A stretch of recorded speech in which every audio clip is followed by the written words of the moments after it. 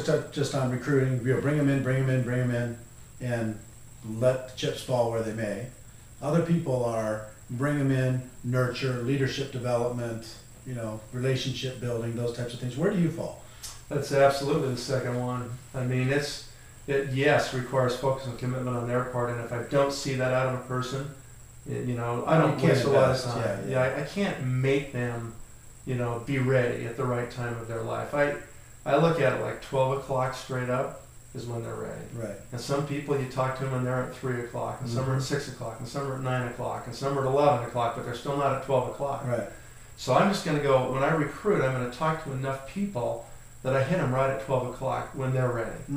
And I can't make it 12 o'clock in their life. I can just find them at 12 o'clock. Sure. Okay? So once I find them at 12 o'clock, then what I've got to do... Wait, back up for a second, because I think that's an awesome point that you made, is you're not going to make them be 12 o'clock. You're not going to make them... You can't. You're not going to convince them that it's 12 o'clock for them. Right. You're going to talk to enough people that you will find somebody that's at 12 o'clock. That's a fascinating concept. Well, and I think everybody gets at 12 o'clock at some point or another in their life.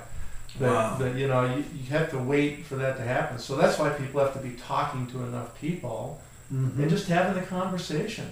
Right. And if they're 11 o'clock, put them in the file and call them back in 6 months, call them back in a year. Some of my best people, it took me 5 years to get them in. Sure. 5 years of recruiting them. Wow. That's okay. I just, I'm not going anywhere, and I know that eventually they'll be at 12 o'clock, and hopefully you're talking to them. Yeah. That's what I see so many amateurs do. They talk to somebody once, and because they're not at 12 o'clock, the person says, yeah, it's not a good time. And then they never, ever talk to them again, or they get mad at them and close the door, they hurt the relationship. Right. Or they're offended because somehow they're insecure enough, and the person said, I'm not ready, or it's not the time for me, or I'm not interested, Sure. None of that means anything. They'll eventually get there. What do they have? They got nothing. They got a job, maybe. Right. But they'll probably lose anyway, or they're not going to stick with it anyway. They're not going to have any future anyway. They're just renting their life to somebody, okay? Right. So eventually you got the gold. Sure. They're going to want what you've got eventually once they finally mature enough right here personally in their personal financial progress that they finally realize that they got to do their own thing. They got to have something for them. That's the only security they're ever going to have, So that's the key, is just to realize you can't make it 12 o'clock. You just got to find them at 12 o'clock.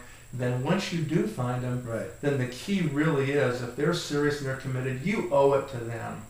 If they're going to make that kind of commitment and really demonstrate that focus, they're making life decisions. You owe it to them to really do all you can to help them build a group. So the real key is, if somebody is focused and consistent, that they demonstrate that to you. They come in. That's right. And if they demonstrate to you that they're focused and consistent by their actions, by calling me every day. I have to call them every time. They calling me. They're bringing people to me. Do you tell them to call you every day? Absolutely. Okay. When I sponsor somebody, it's a partnership. And I say, look, you could never afford to hire me. You couldn't afford my hourly wage. I love that. But I'll work for you for free, as long as you do these things. And what are the things you ask them to do? You're focused, you're committed, you call me every day. We're going to get you to leadership immediately, as fast as we can in the next several months, okay? And what I want is, I don't want you to even look sideways for a year. Not even one hint of it. Right. If you call me 3 months in and you got that nasal tone in your voice, Nathan, it's really hard, I don't know. I'm pretty much going to give you dial tone. Right. Because I don't have time. Right. It's 1 year commitment. You got to be focused. You got to be serious. You got to be committed. You got to call me every day. You got to be putting people in front of me. We got to be doing launch calls, launch meetings at your house. We'll start to travel to your group wherever it starts to develop, and we're going to chase the business. We're going to chase that business through those lines of people, and we're going to develop dynasties. And that's got to give them lots of security, knowing that you're going to be there to help them, and you're giving them a little bit of direction. If they'll do that, we know they can do it. We know they'll make it. Yeah. But the price might be too high for some people. Right.